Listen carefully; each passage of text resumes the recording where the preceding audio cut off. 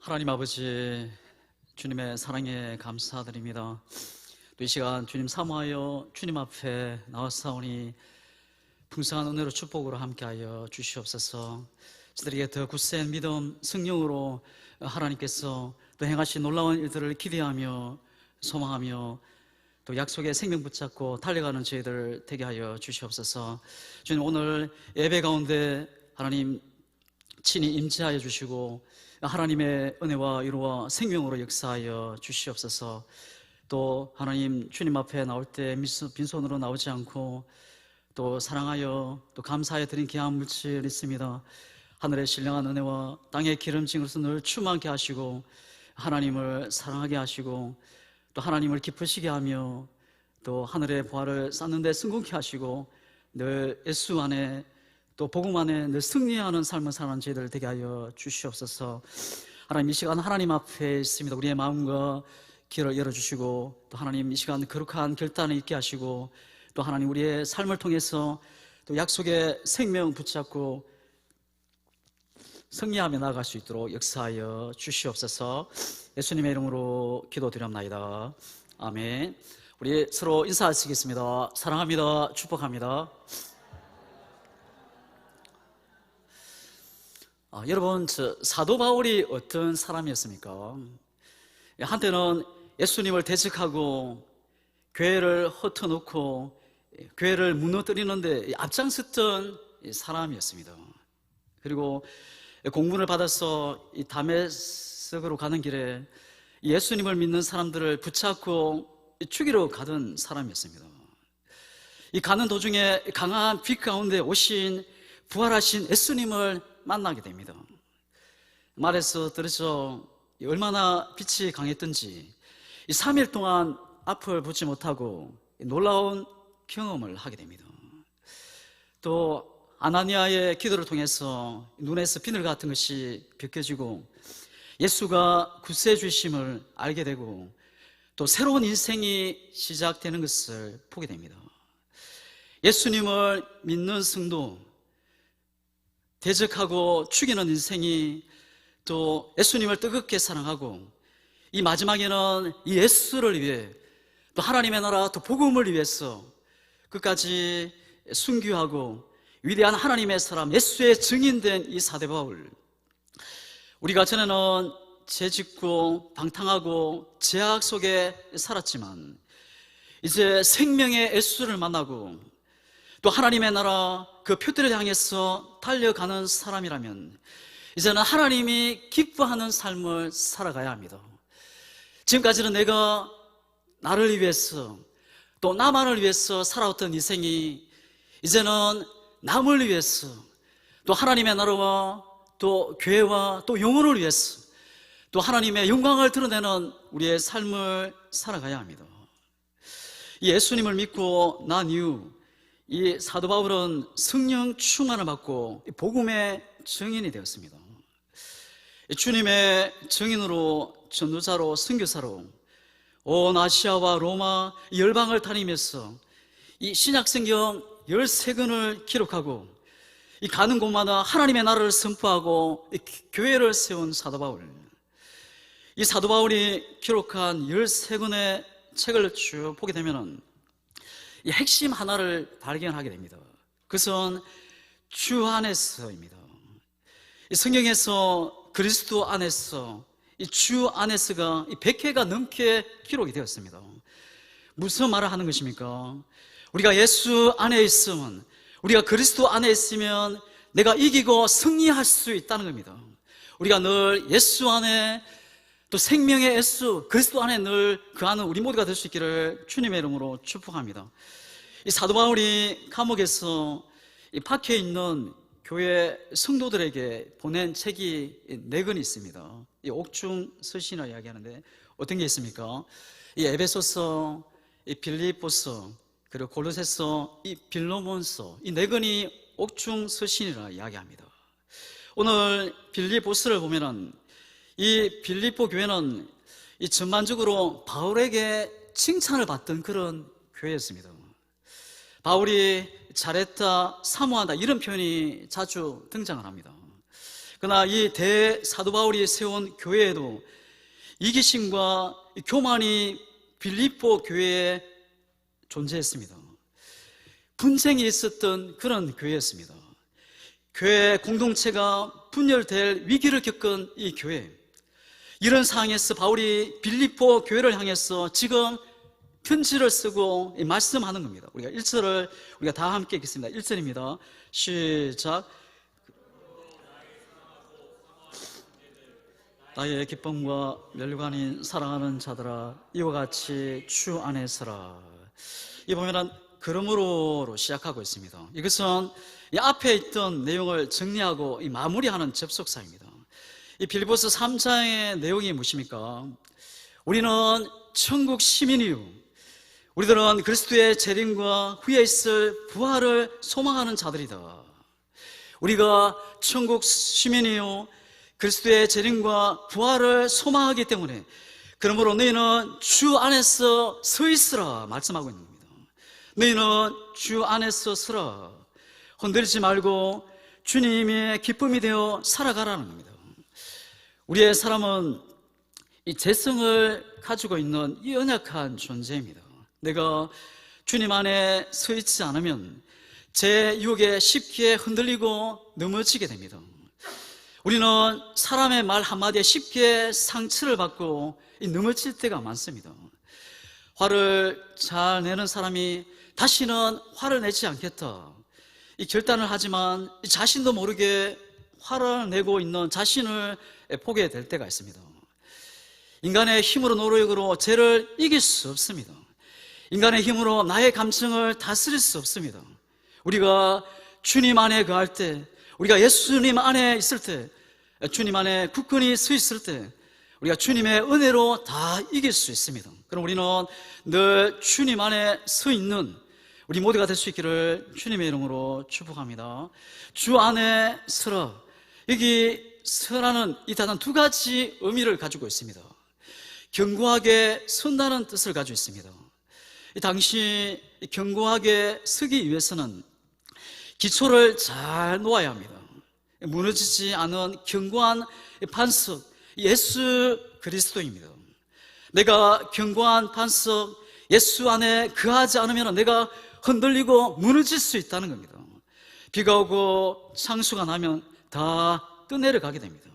하지만 예수 반석 위에 세워지게 되면 비가 내리고 창수가 나고 이 바람이 불어 그 집에 부딪히지만 무너지지 않습니다. 이유는 그 주처를 예수 반석 위에 놓았기 때문입니다. 우리가 예수 반석 위에 세워져 좌우로 치우치거나 흔들리지 않는 우리 모두가 될 수 있기를 주님의 이름으로 축복합니다. 주 안에 서라. 여기 서라는 이 의미는 이 병사들이 전쟁을 임하는 태도를 말합니다. 이 서다는 군대의 용어입니다. 빌립보 성도들을 군사로 비유를 하고 있는 겁니다. 지금 처한 환경이, 상황이 영적 전쟁터라는 겁니다. 예수 그리스도께서 사탄으로부터 승리를 미리 취하셨지만 그 획득한 승리를 굳게 하기 위해서 여전히 진행 중에 있습니다. 그래서 우리는 이미와 아직 시대를 걸어가고 있는 겁니다. 그리고 최후 승리를 위해서 지금 우리가 서 있어야 할 자리를 지금 말해주고 있는 겁니다. 그 어디입니까? 주 안에 서 있는 겁니다. 왜 우리가 주 안에 서 있어야 합니까? 우리는 연약해서 혼자 설 수 없기 때문입니다.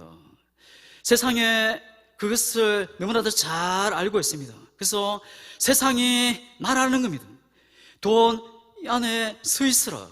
명예와 힘, 권력 가운데 서 있으라. 세상은 우리를 유혹합니다. 하지만 사도 바울은 아니다. 이 말씀을 통해서 너희는 주 안에, 예수 안에 서 있으라. 강력하게 말씀하고 있는 겁니다. 주 안에 선다는 것이 무엇입니까? 어떤 의미입니까?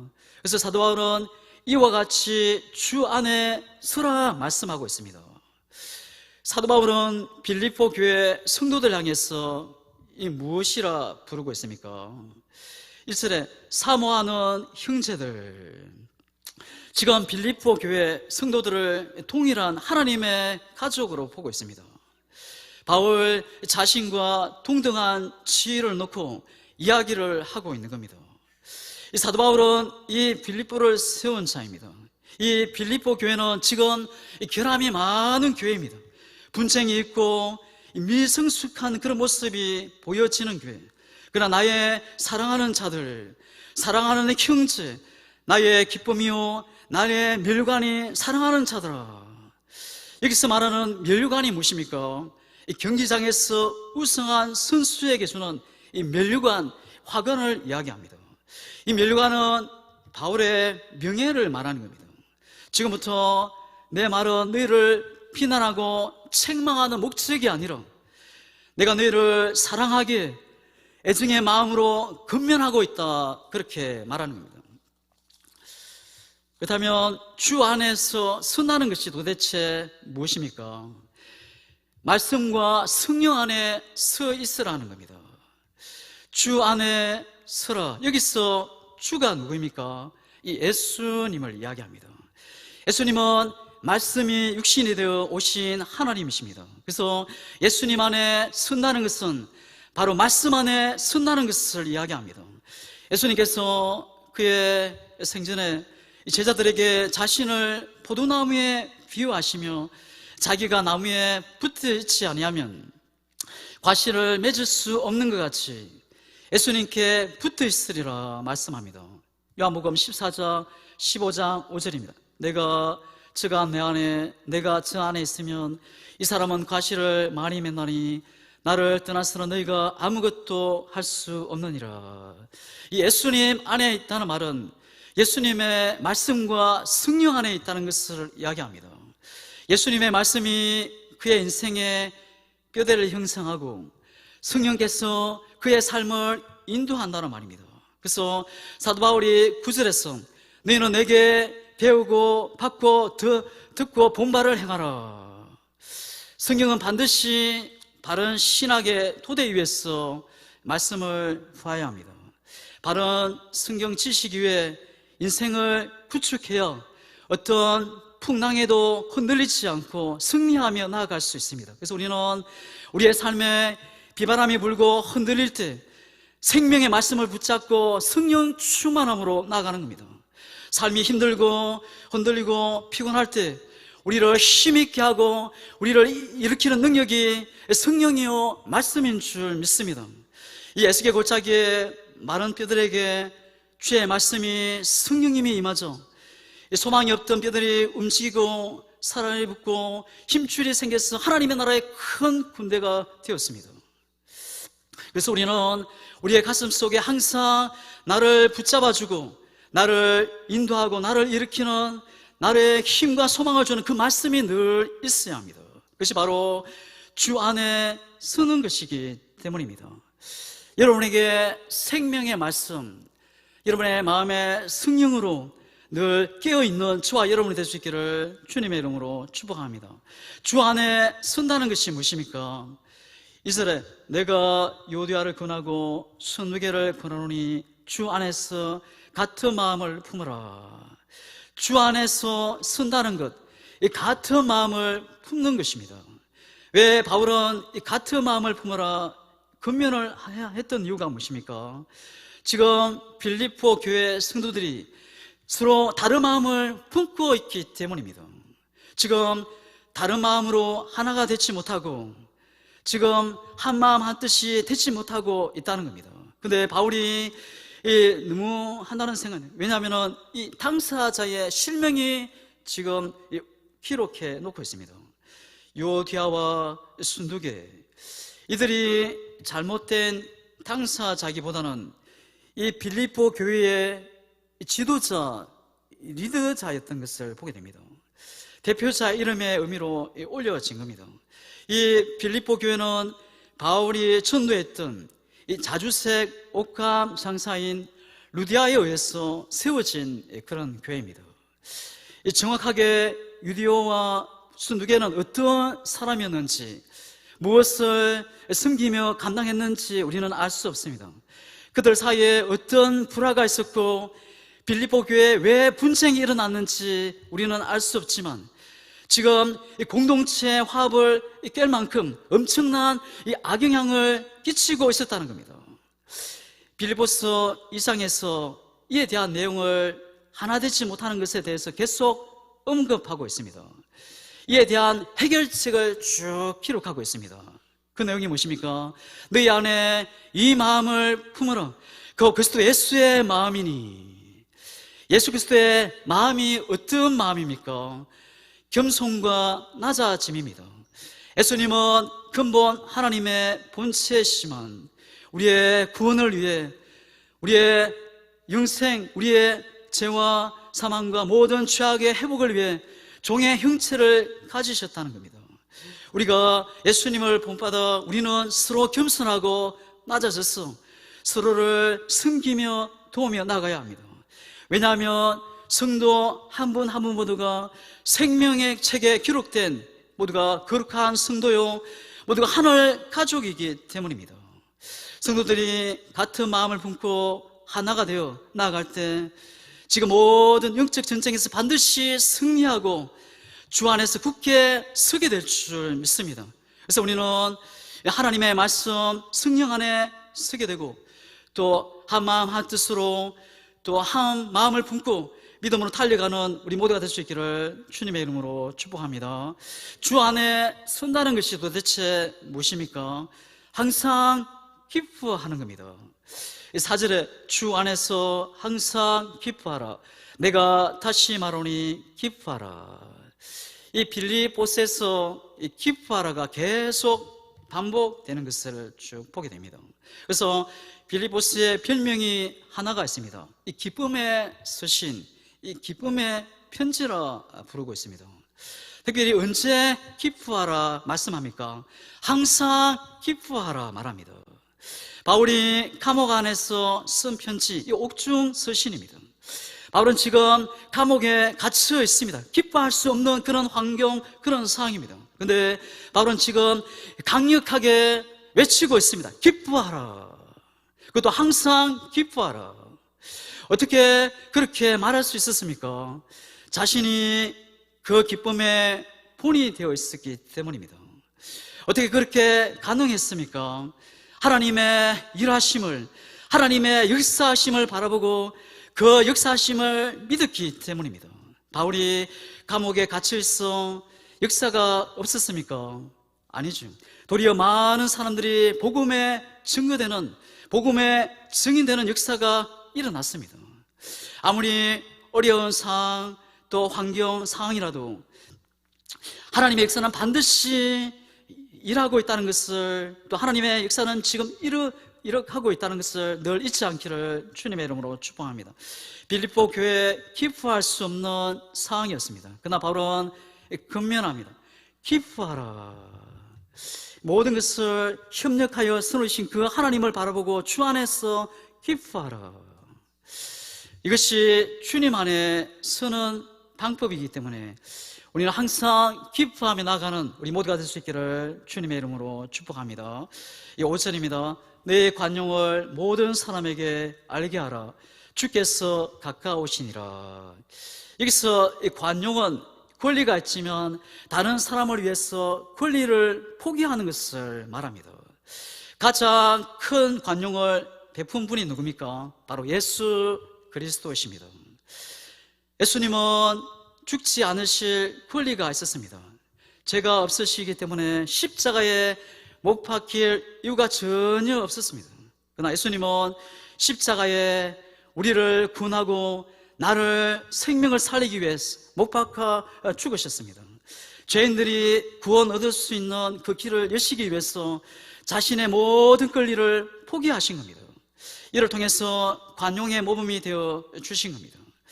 빌립보 교회는 지금 여러 가지 문제로 어려운 상황 환경이 있습니다. 그런데 불구하고 기뻐할 수 있고 또 관용을 베풀 수 있는 그 이유가 무엇입니까? 5절입니다. 주께서 가까우시니. 무슨 뜻입니까? 주님께서 가까이 계시기 때문에 기뻐하고 관용을 베풀라는 겁니다. 가까이 우리를 보시고 또 내가 할 수 없을 때 힘을 주시고 능력을 더하시고 계시기 때문에 어떤 어려움이 있어도 기뻐하고 강령을 베풀 수 있는 겁니다. 또 주께서 가까이 오고 계신다는 겁니다. 예수님의 재림과 예수님의 심판이 이제 임박했다는 겁니다.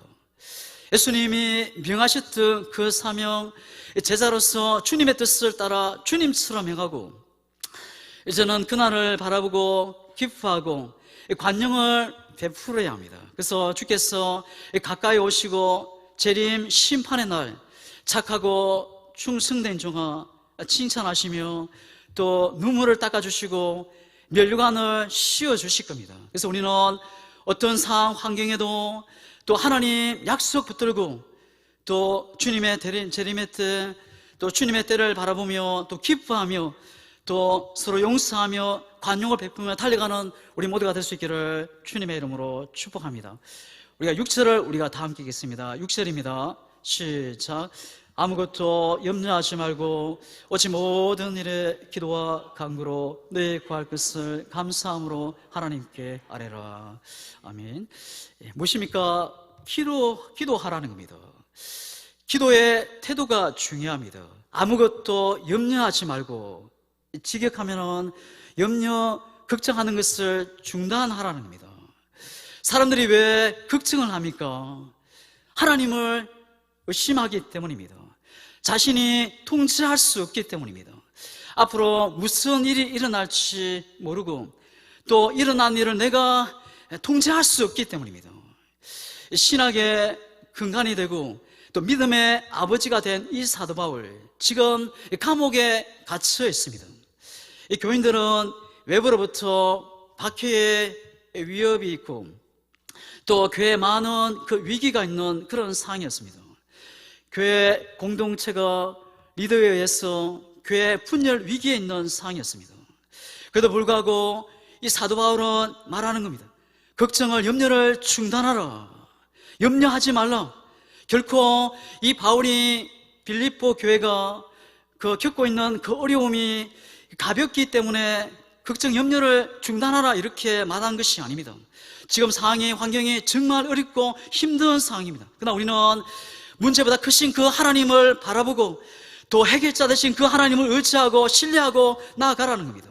하나님을 믿는 믿음이 있기 때문에 걱정, 염려를 중단하라는 겁니다. 염려를 하지 않으면, 걱정을 중단하면 우리는 무엇을 해야 합니까? 우리를 불안하게 만드는 이 세상에서 우리가 어떻게 평강을 유지할 수 있습니까? 그때 바울이 말합니다. 하나님께 아뢰라. 무엇입니까?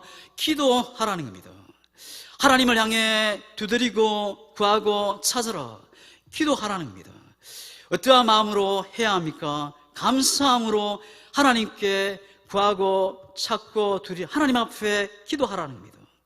기도는 어려운 상황 속에서 그 능력이 크신 하나님을 찬양하는 것이고 감사하는 겁니다. 염려, 걱정을 종식시키는 겁니다. 감사로 기도하는 겁니다. 자신의 근심, 염려를 하나님께 다 맡기고 하나님의 보살핌 속으로 믿음으로 들어가는 겁니다. 모든 것이 하나님의 섭리임을 믿고 모든 것이 하나님의 허락하심을 믿고 또 하나님께 감사하며 믿음으로 나아가는 겁니다. 모든 부분에서 감사할 때 어떤 결과를 낳게 됩니까? 우리가 7절을 우리가 다 함께 읽겠습니다. 7절입니다. 시작. 그리하면 모든 지각에 뛰어난 하나님의 평강이 그리스도 예수 안에서 너의 마음과 생각을 지키시리라. 기도하면 하나님의 평강이 우리의 마음과 생각을 지키신다 말씀합니다. 좀 느낌이 좀 이상합니다. 내가 하나님 앞에 기도하면은 잘 되고, 내가 하나님 앞에 기도하면 응답이 있고, 그리고 기도하면 다 이루어진다 이렇게 하는 게 맞습니다. 그런데 우리가 열심히 간구하고 우리가 기도하면 어떻게 돼야 합니까?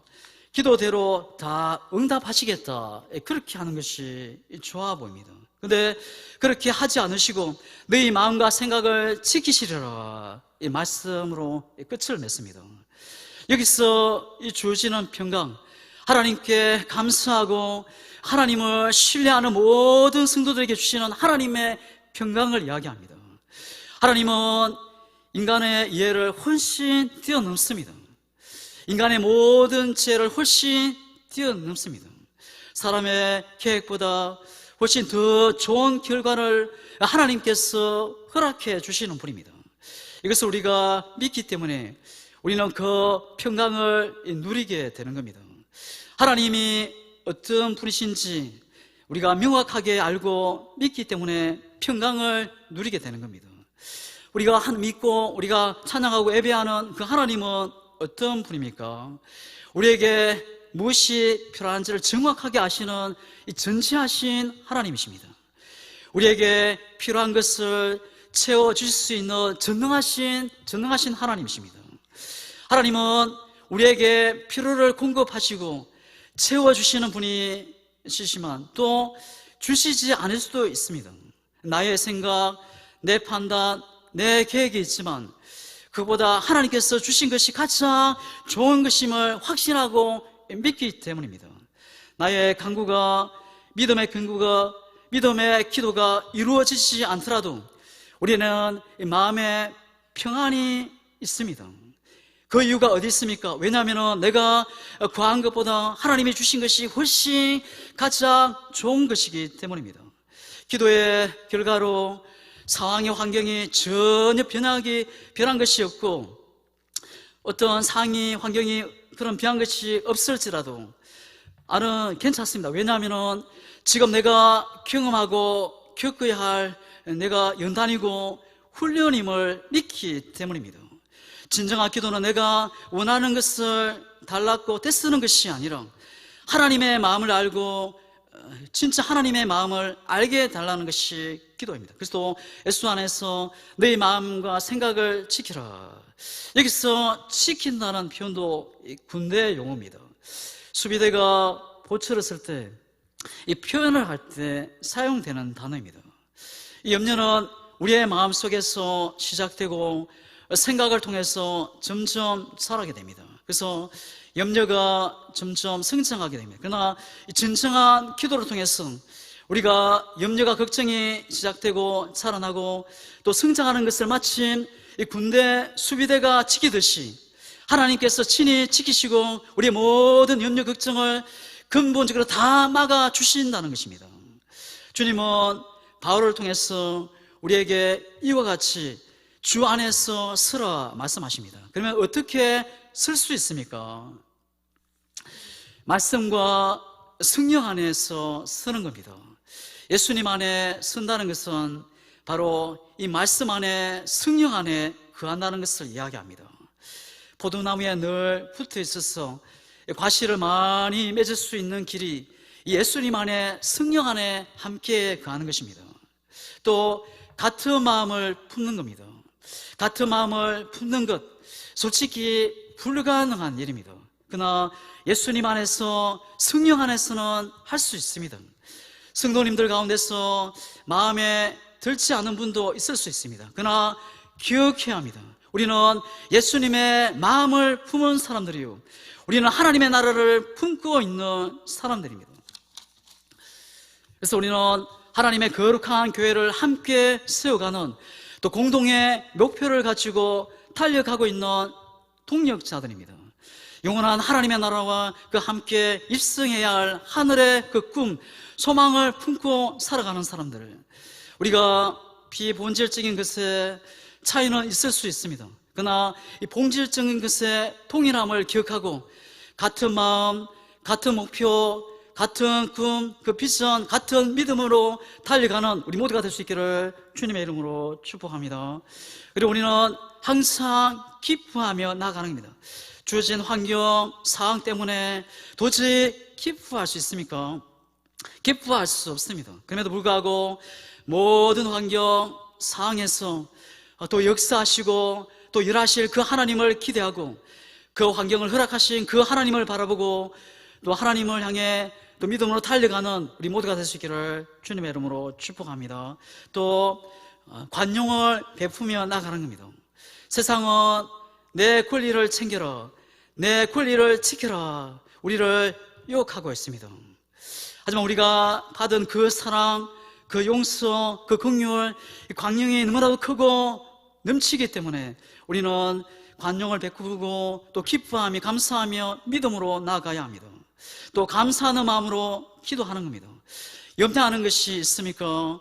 하나님께서 가장 좋은 것을 반드시 허락하실 것입니다. 우리 한번 모두 사랑하며 나가야 합니다. 우리 양문교회 공동체가 하나님 안에서 굳게 서고 예수님 안에서 또 성령님 안에서 같은 마음, 같은 꿈, 비전, 또 같은 뜻, 같은 목표를 품고 항상 기뻐하며 사랑과 용서의 마음을 품고 기도하고 또 그렇게 공동체를 세워가는 데 달려가는 우리 양문의 모든 성도들이 다 될 수 있기를 주님의 이름으로 축복합니다. 기도하겠습니다. 하나님 아버지, 어떤 환경이나 상황에도 흔들리지 않는 믿음으로 하나님 앞에 주 안에 서 있는 저희들 다 되게 하여 주시옵소서. 예수님 성령 안에서 같은 마음, 같은 꿈, 같은 목표를 가지고 말씀 안에서 항상 기뻐하며 사랑과 관용의 마음으로 거룩한 아름다운 교회를 세워가는 데 성공하는 우리 모든 성도들 다 되게 하여 주시옵소서. 예수님의 이름으로 기도드리옵나이다. 아멘.